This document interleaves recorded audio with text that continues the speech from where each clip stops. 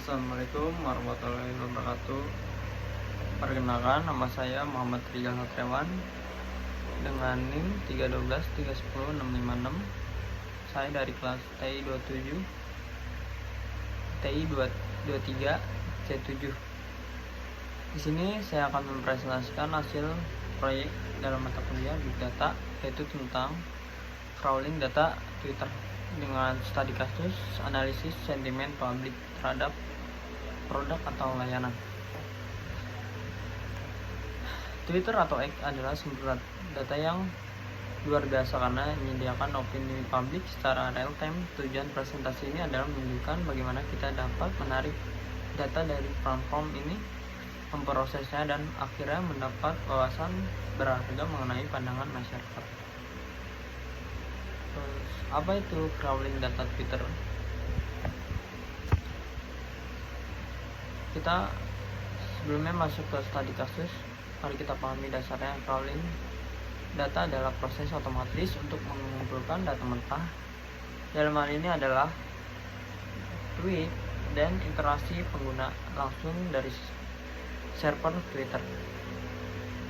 Kita melakukan ini bukan hanya untuk mengumpulkan teks, tetapi juga metadata penting seperti waktu posting, jumlah like, dan retweet seperti lokasi pengguna. Metode utama yang saya gunakan adalah melalui Twitter API dan library WebP di Python. Pengguna API memastikan data yang kita ambil terstruktur dan legal sesuai ketentuan platform. Langkah-langkah teknis crawling.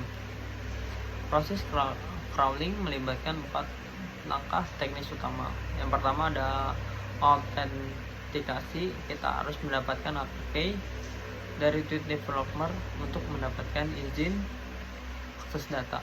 Yang kedua, penentuan query. Ini adalah bagian krusial. Saya mendefinisikan kata kunci yang sangat penting, yaitu produk atau layanan. Dan hashtag utama, saya juga membatasi waktu pengambilan data, misalnya selama 1 bulan pasca peluncuran produk. Yang ketiga ada eksekusi dan pengumpulan script Python dieksekusi, dan dalam kasus ini saya berhasil mengumpulkan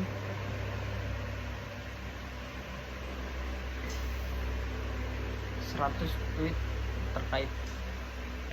Dan yang keempat, menyimpan data dan di mana data mentah kita simpan dalam format CSV untuk memudahkan tahap pembersihan dan analisis selanjutnya. Yang selanjutnya ada studi kasus analisis sentimen produk atau layanan. Sekarang kita masuk ke studi kasus spesifik. Saya memilih menganalisis produk atau layanan karena jelas alasannya. Misalnya produk ini baru muncul dan menimbulkan pro dan kontrak, atau layanan ini baru mengalami kenaikan harga. Tujuan utama adalah mengatur net sentiment score, apakah publik cenderung positif, negatif, atau netral. Setelah data dikumpulkan, tahap selanjutnya adalah data pre-processing. Ini mencakup penghapusan link, emoticon, dan stop words. Kata-kata umum seperti yang, dan di, agar teks menjadi bersih dan siap dianalisis. Setelah bersih, setiap tweet diklarifikasikan menggunakan metode sebutan metode, misalnya lexicon based atau machine learning, untuk mendapatkan label sentimennya.